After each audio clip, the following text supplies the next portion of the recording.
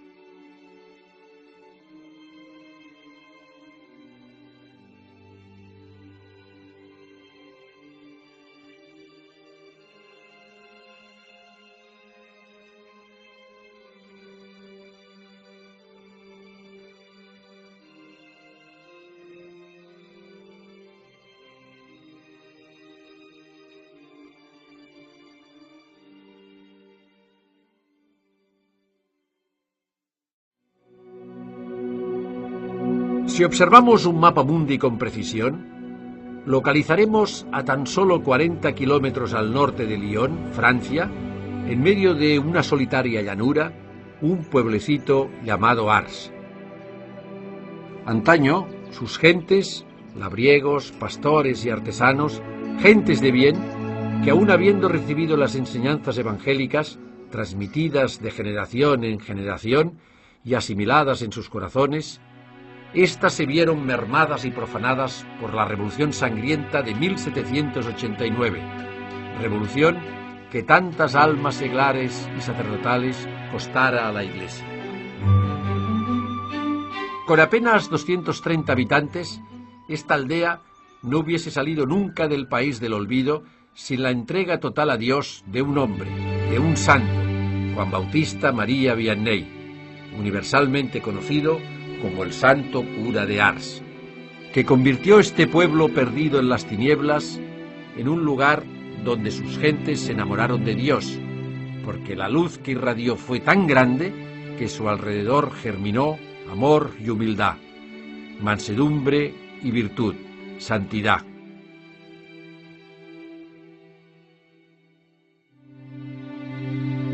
Juan María viene al mundo un 8 de mayo de 1786, en Dardilly, un pequeño rincón de la campiña francesa.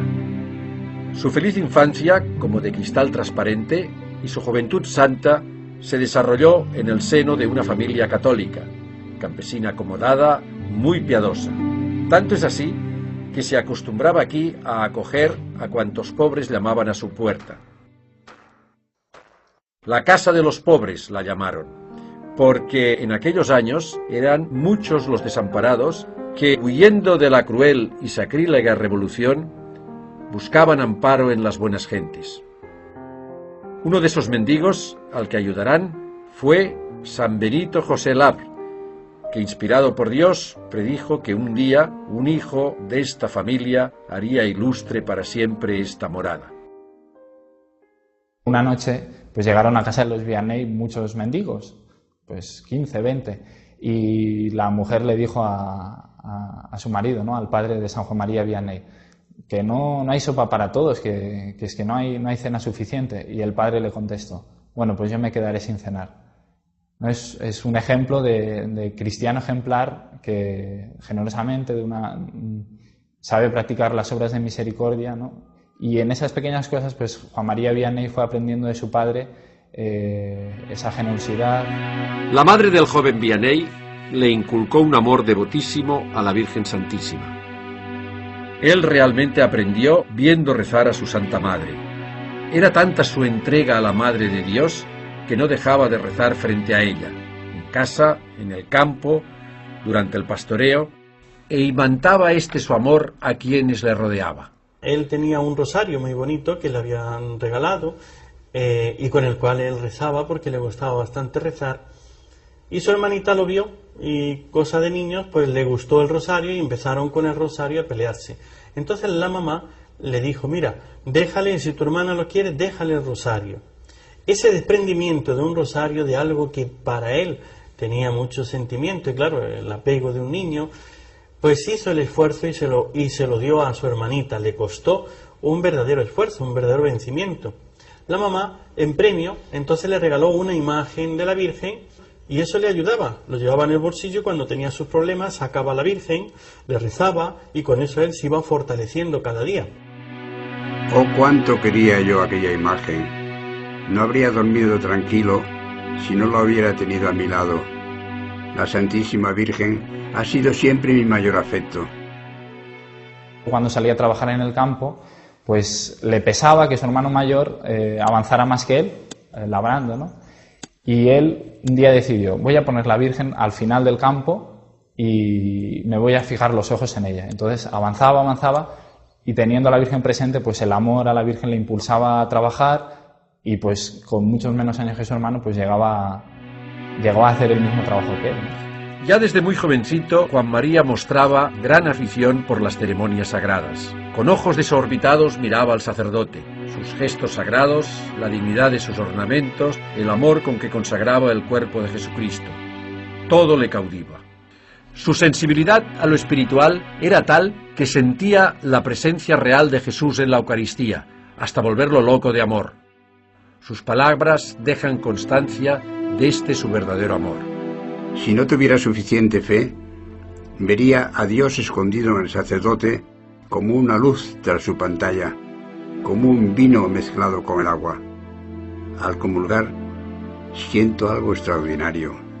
Es un gozo, una suavidad, un bienestar que me corre por todo el cuerpo y me conmueve. No podemos menos que decir con San Juan, es el Señor. Jesús está ahí. Él está ahí.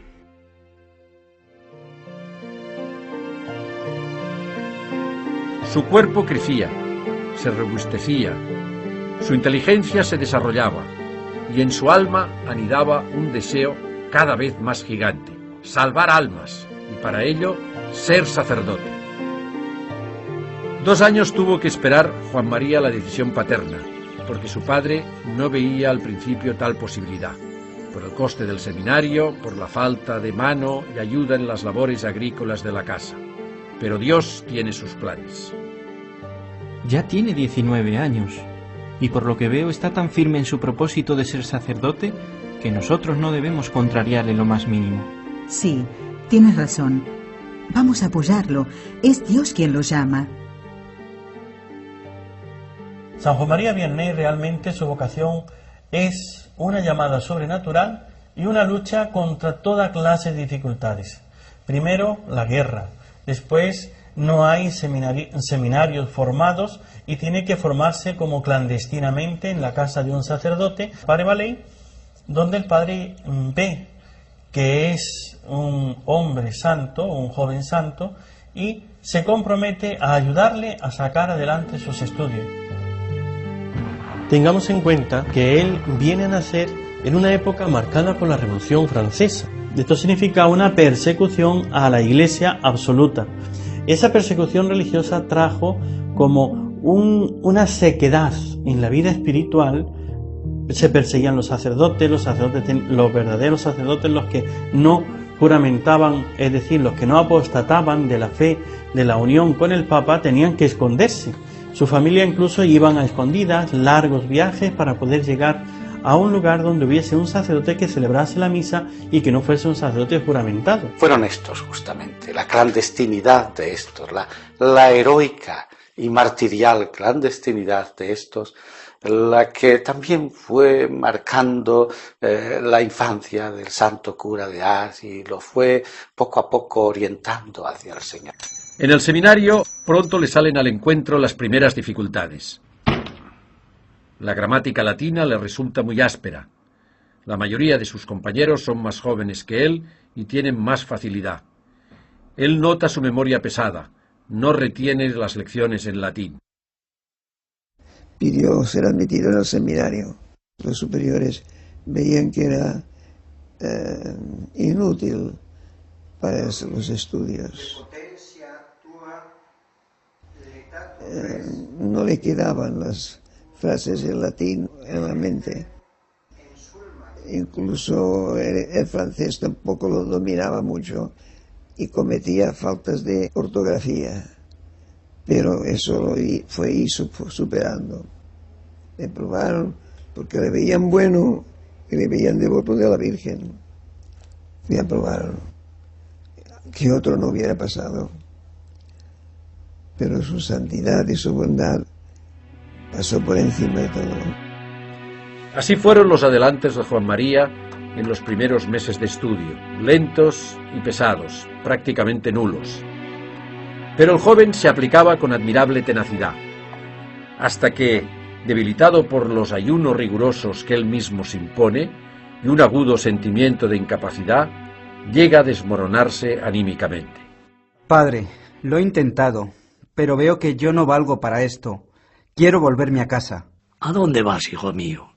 Si vuelves a casa y tu padre te ve triste, no te dejará volver. Entonces adiós a tus planes, adiós al sacerdocio, adiós a las almas. Los superiores no sabían si le ordenarían o no, pero a base de esfuerzos y de la devoción que sentía la Virgen, le animó a ir perseverando. No hay que negar de manera ninguna que no estaba muy dotado para los estudios. Esto parece que es evidente. Pero como seminarista era enormemente cumplidor de su deber, era un hombre enormemente disciplinado y era, como naturalmente él lo fue siempre en su vida, era profundamente piadoso. Era un hombre profundamente piadoso. Es decir, los santos no se improvisan. El santo cura de Ars no fue santo solo por el ministerio en Ars, sino fue santo porque el Señor lo fue acompañando con su gracia y él fue un instrumento dócil a la gracia de Dios. A la edad de 29 años, después de tantas incertidumbres, fracasos y lágrimas, Juan María Vianney ve abrirse para él las puertas del sacerdocio. Sacerdos in eterno. El día de su ordenación, el 13 de agosto de 1815, se graba en su alma como algo muy especial para él. Oh, gracias Jesús, gracias María. Ser sacerdote es algo muy grande. No se sabrá lo que es sino en el cielo. Si lo entendiéramos en la tierra, moriría uno no de espanto, sino de amor. El sacramento del orden eleva al hombre casi hasta Dios. Sin el sacerdote, la muerte y la pasión de nuestro Señor no servirían de nada. ¿De qué nos serviría una casa llena de oro si no hubiera nadie que nos abriera la puerta? El sacerdote tiene la llave de los tesoros del cielo. Él continúa la obra de la redención sobre la tierra. Es un hombre revestido de los poderes del mismo Dios, que ocupa el lugar del mismo Dios. Sobre todo, cuando perdona los pecados, no dice, Dios te perdone, sino, yo te absuelvo. Y en la consagración no dice, este es el cuerpo de Dios, sino, este es mi cuerpo, esta es mi sangre. El sacerdote es el amor del corazón de Jesús. Su primer destino es el cercano pueblo de Équilí, donde se gana enseguida el afecto de sus feligreses. Aquí es nombrado vicario y ya tiene fama de santo. E incluso se dice que compite en santidad con el padre Balí, con el que entabla una entrañable amistad.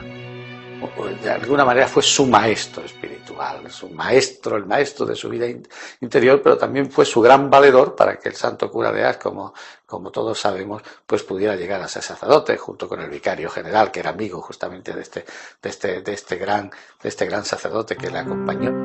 De todos es conocido los ayunos que hace, las penitencias que emplea y las largas colas de penitentes que se aproximan a su confesionario.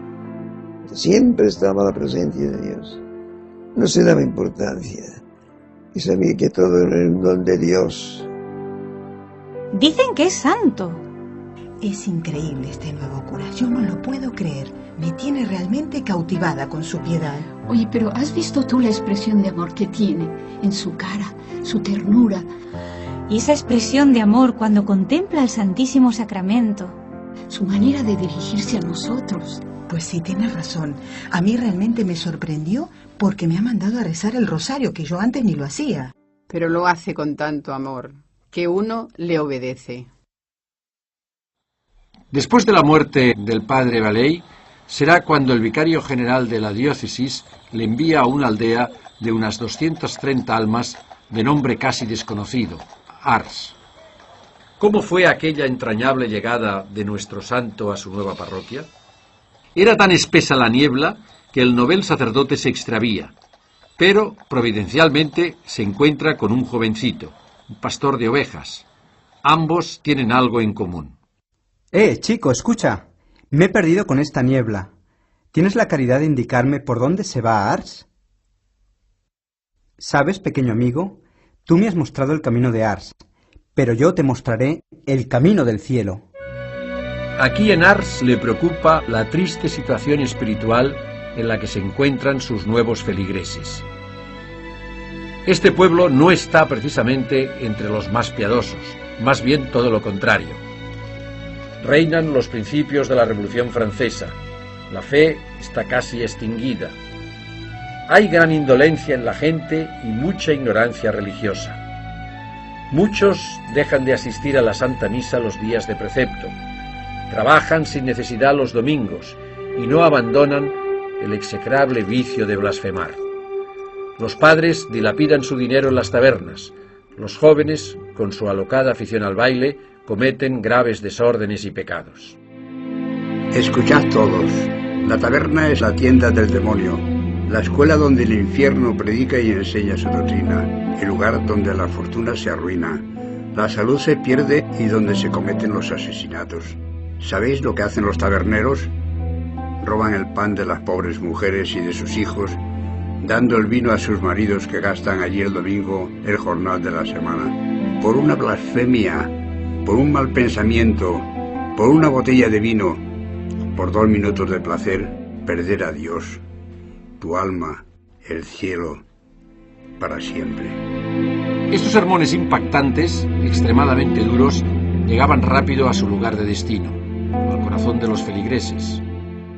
Hablaba mucho a los padres respecto de sus hijos, la obligación tan grave que tenían de educar y de ayudar a esos hijos a que se salven. Decían, en el cielo lo veréis, que algunos se condenarán por no haber hecho lo suficiente por sus hijos. Yo le digo que cuando yo era joven y tenía modelos sacerdotales, estaba en el seminario, y los modelos sacerdotales eran sacerdotes de mi tierra, de mi diócesis, de Mérida, Badajoz, pues estos sacerdotes hacían lo mismo que el cura de Ars. El cura de mi pueblo hacía lo mismo que el santo cura de Ars. Combatía el baile, porque veía, es decir, no el baile, sino todo aquello, es decir, ellos no tenían nada contra la fiesta, ni contra la alegría del pueblo cristiano, sino todo aquello que era ocasión y motivo de ofensa a Dios. Si uno quiere dominar las pasiones, ha de ser así, hay que mortificarse, en la vista, en el oído, en todo, y en las amistades. Dejad una parroquia 20 años sin sacerdote y adorarán a las bestias. El nuevo párroco de Ars se enfrenta con todas aquellas circunstancias que a un sacerdote le pueden desmoralizar. Pero cuenta con la presencia de Dios en su alma. Trabaja día a día, gota a gota. Se desvive por las almas que tiene que salvar. Ruega a Dios, pide a Dios. Aflige su cuerpo con penitencias y pasa largas horas de la noche en oración.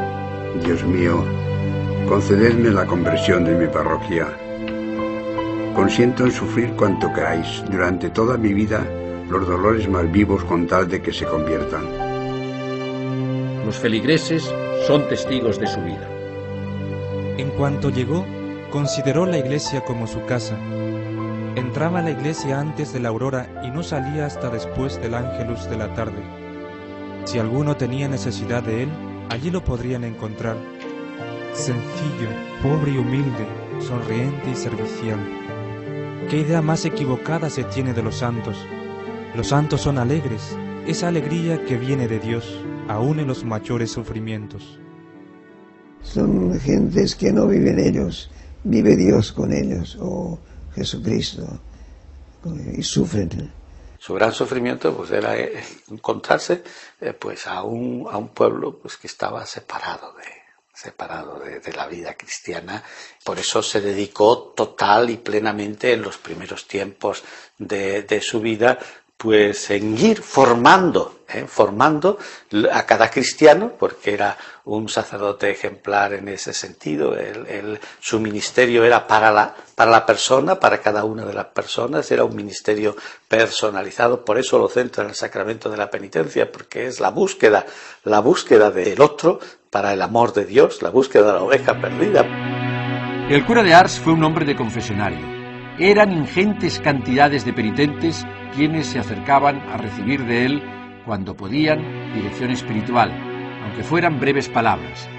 Primero de 1 en 1, luego de 10 en 10, hasta convertirse en verdaderas riadas humanas. Este siervo amado de Dios se crucificó allí libremente. Fue un mártir de la confesión. Hubiera podido huir de los pecadores, retirarse al claustro o al desierto, a la trapa, como solía decir, pero por amor a las almas se quedó en su puesto. Es aquí, entre aquellas tablas, en este taúd anticipado, donde más tuvo que sufrir el cura de Ars, donde en verano el confesionario parecía una estufa y en invierno una auténtica nevera. 16 horas la confesión, era un santo. Cuando uno iba a confesarse y veía que el sacerdote le ayudaba, te has descuidado de este pecado, veía la conciencia. El amor de Dios se le salía, tocaba el corazón de los demás y poseído de Dios, aquellas palabras entraban. Mucha retórica, mucha poesía, pero no hay espíritu, no logra, no rompe los corazones endurecidos. Sabéis que se dice que el cura de Ars ponía penitencias muy suaves, porque el que hacía las penitencias por los penitentes era él. Él rezaba por ellos, él se sacrificaba por ellos. El santo cura de Ars fue un auténtico prisionero del confesionario, y todo por amor a las almas. Poseía un don particular para convertir a los pecadores más empedernidos. El buen Dios lo sabe todo. Antes incluso de que se lo confeséis, sabe ya que pecaréis nuevamente, y sin embargo os perdona. Qué grande es el amor de nuestro Dios, que le lleva incluso a olvidar voluntariamente el futuro, con tal de perdonarnos. A quien en cambio se acusa de manera fría y casi indolente, le muestra con sus propias lágrimas la evidencia seria y dolorosa de lo abominable de su actitud. Hasta que no queme usted todos sus malos libros, no le puedo dar la solución. El santo cura de Ars para los sacerdotes también es un modelo, ya que no podemos, al que no está arrepentido y al que no hace un propósito suficiente de cambio, darle la absolución de los pecados. Pues él decía que se condenarían los sacerdotes que absolvían a aquellos que no estaban, que no quitaban las ocasiones y que no estaban arrepentidos. Llegó que todo el mundo estaba en la capilla, que se terminaron los bailes en las tabernas. Ahora vuelve a estar igual, ¿eh? Todos nos podemos preguntar, ¿dónde estaba escondido el tesoro de su fe? ¿Dónde lo podemos aprender? ¿Dónde pedirla? ¿Cómo llegó el santo cura de Ars a convertir todo un pueblo?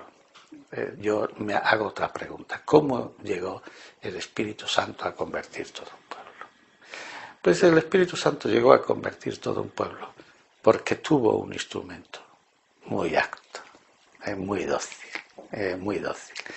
que vivió para transmitir el amor de Dios,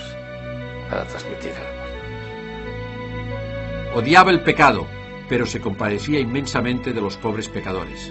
Pero, sin embargo, se mostraba inflexible cuando el pecador no quiere salir del estado de condenación. Solía decir: qué desgraciados son los pecadores al no conocer al buen Dios. Cuando no tenéis el amor de Dios en vosotros, sois muy pobres. Sois como un árbol sin flores y sin frutos. Hay que rezar siempre, sin desfallecer como enseñan las Sagradas Escrituras. El alma que reza poco Es como esas aves de corral que aunque tienen grandes alas no saben volar. El hombre no es solo un animal de trabajo, también es un espíritu creado a imagen de Dios. Y no vive solo de pan, vive de oración, vive de fe, de adoración y de amor. No se puede ser sacerdote si no se es un hombre de fe.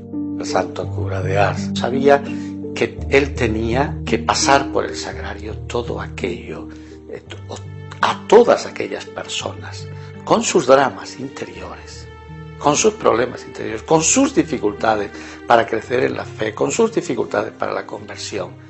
Él los tenía que pasar por el sagrario.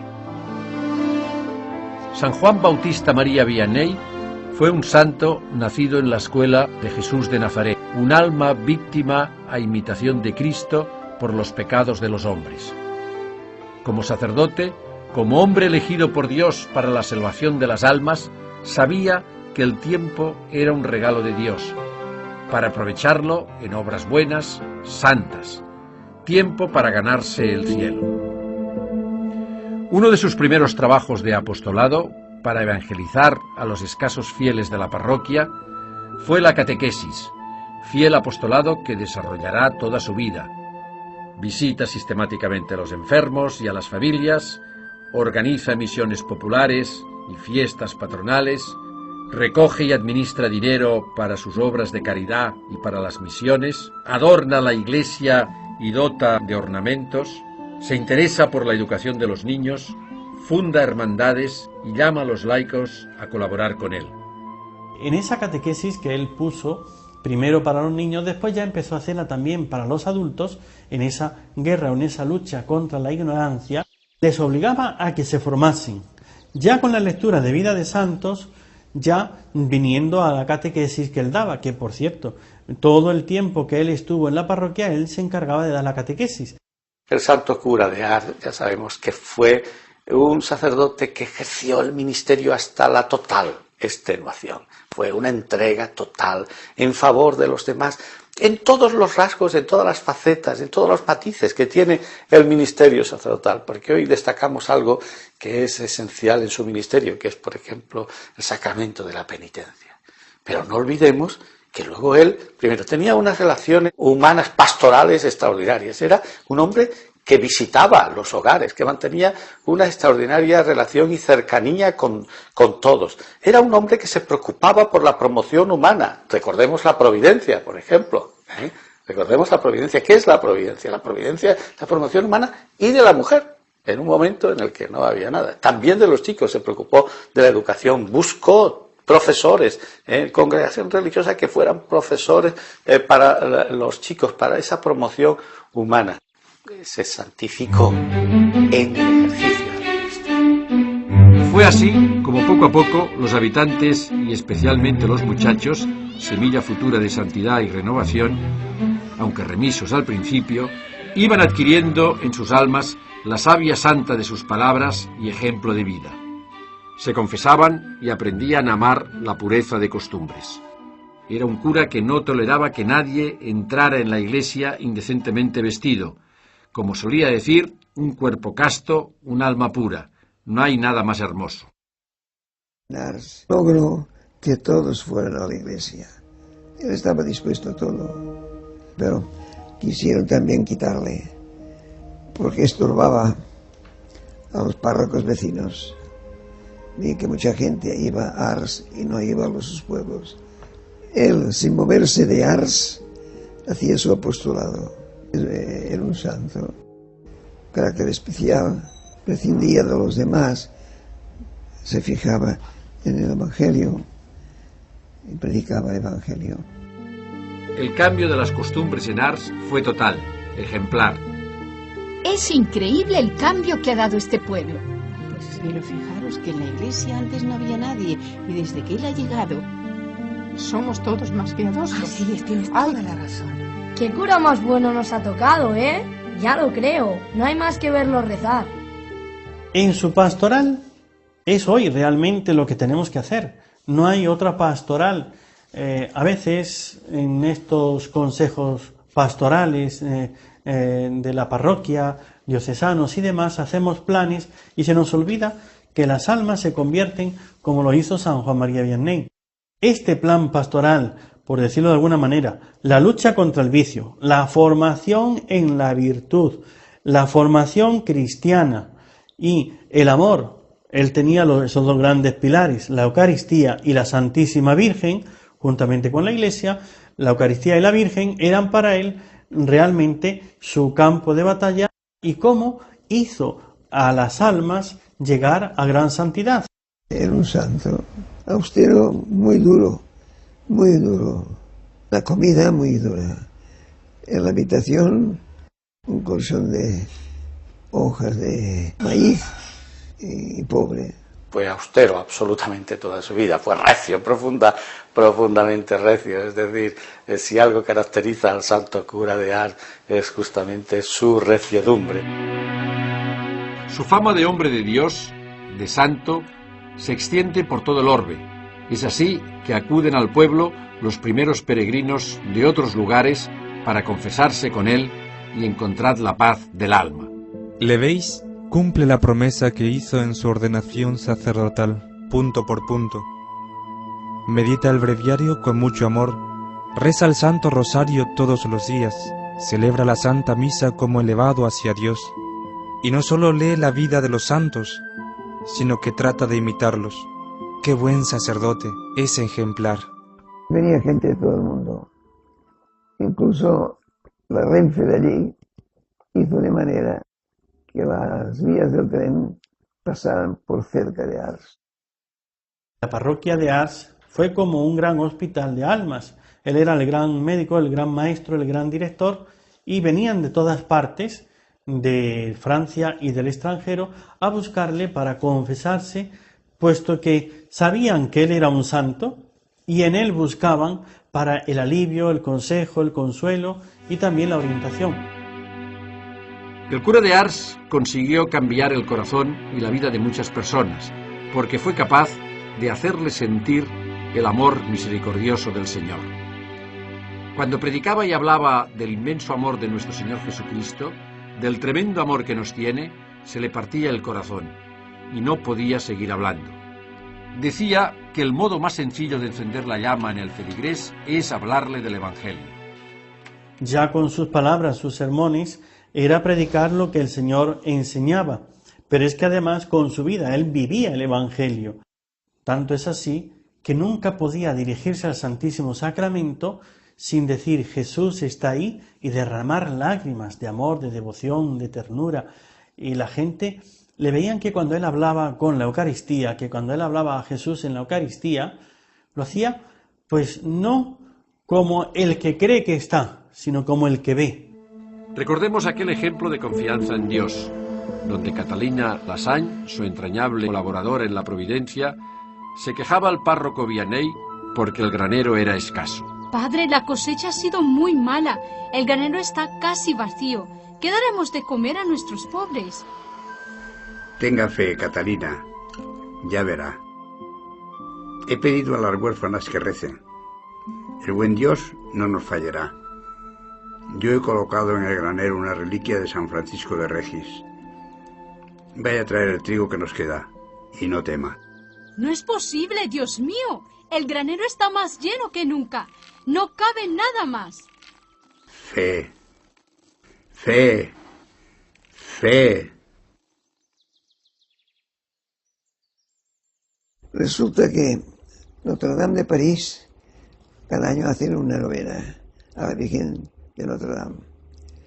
Y siempre escogen el predicador más importante del año o de la fama. Cuando le tocó a Le Corder, entonces, antes de empezar su novena, se fue a Ars para escuchar al padre Vianney.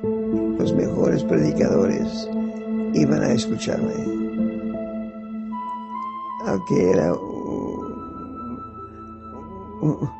un aprobado medio.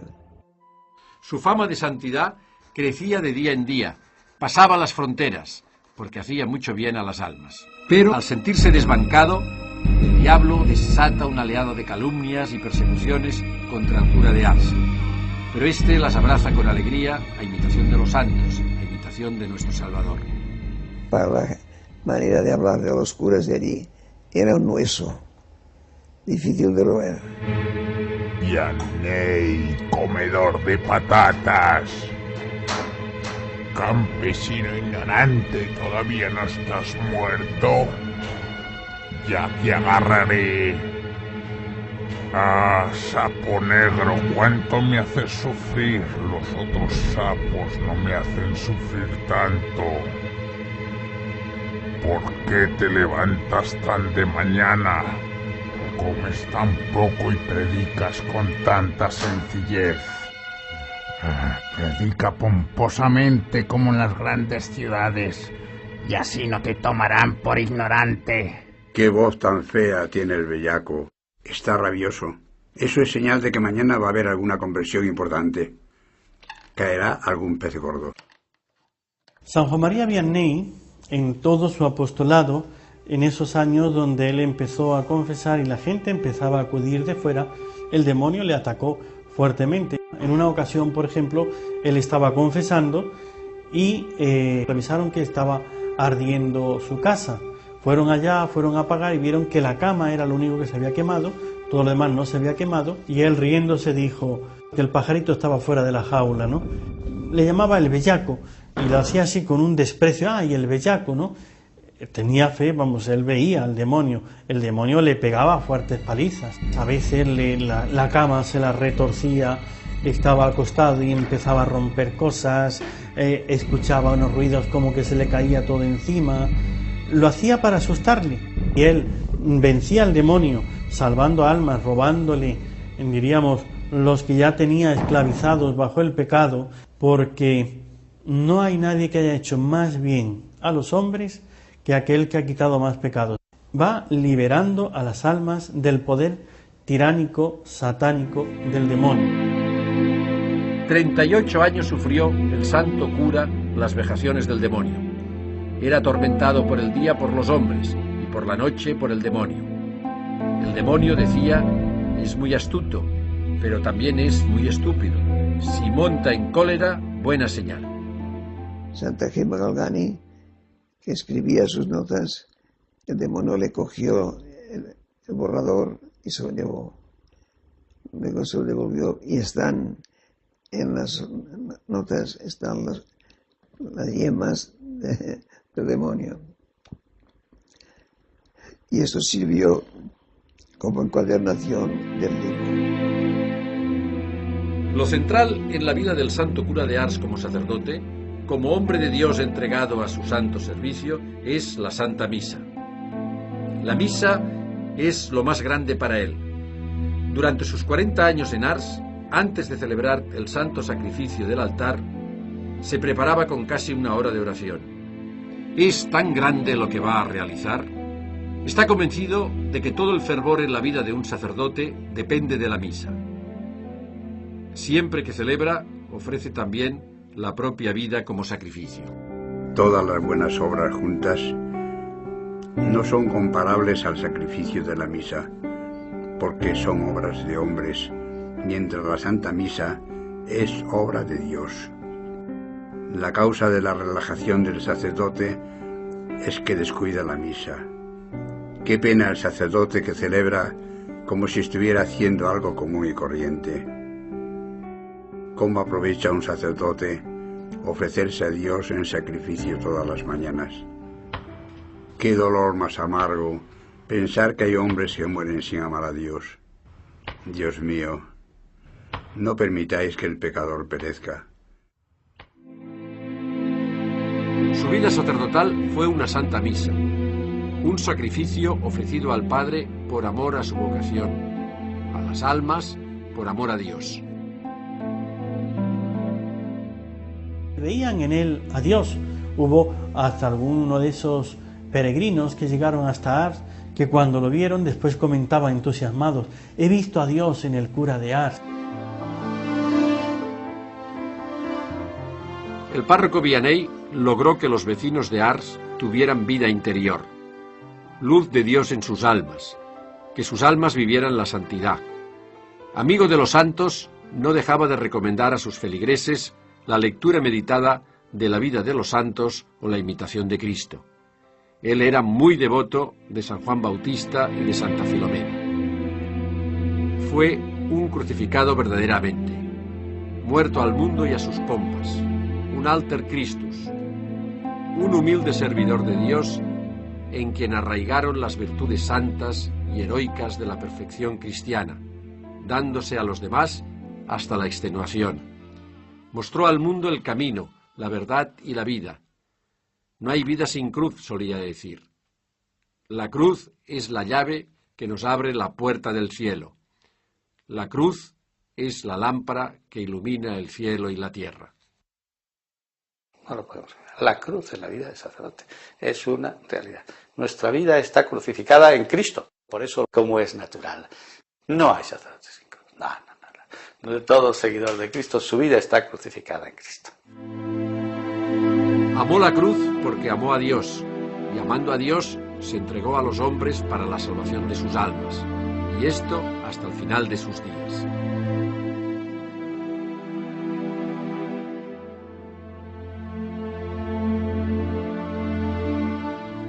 Qué bueno es Dios. Cuando ya no puedo ir a verlo, viene Él. Qué agradable es morir cuando se ha vivido sobre la cruz.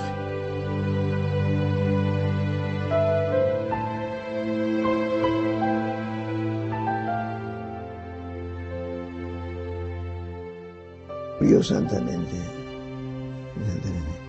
como había vivido. Incomprensiones por algunos, maravillas para otros. La Iglesia reconoció que fue un gran sacerdote. No exageremos al cura de Ars confesor sobre el cura de Ars pastor, sobre el cura de Ars educador, sobre el cura de Ars preocupado por los problemas y necesidades humanos de su gente. Es sacerdote integral, santo integral, pero fundamentalmente sacerdote integral. Y así, por eso yo destaco lo que es la Iglesia, sacerdote, sacerdote, sacerdote, sacerdote.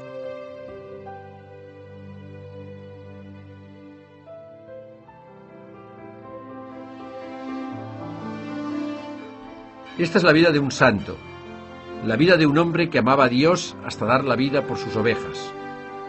Todo un pueblo supo rendir homenaje a quien tanto dio por ellos, por sus almas, por sus vidas, y que, agradecidos, disfrutarán hoy en su presencia de la faz del Dios bueno. Beatificado en 1905 y canonizado en 1945. El 19 de junio de 2009, Su Santidad Benedicto XVI, en el inicio del año sacerdotal, en el 150 aniversario de la entrada en el cielo de Juan María Vianney, lo nombró patrono, modelo y protector de todos los sacerdotes del orden. En una solemne ceremonia, ante su reliquia más preciada, el corazón, el Papa propuso a este humilde cura de aldea como arquetipo y modelo acabado de todo sacerdote. In San Giovanni Maria Vianney hai voluto donare alla Chiesa una toccante immagine della tua carità pastorale. Fa che in sua compagnia e sorretti dal suo esempio viviamo in pienezza quest'anno sacerdotale.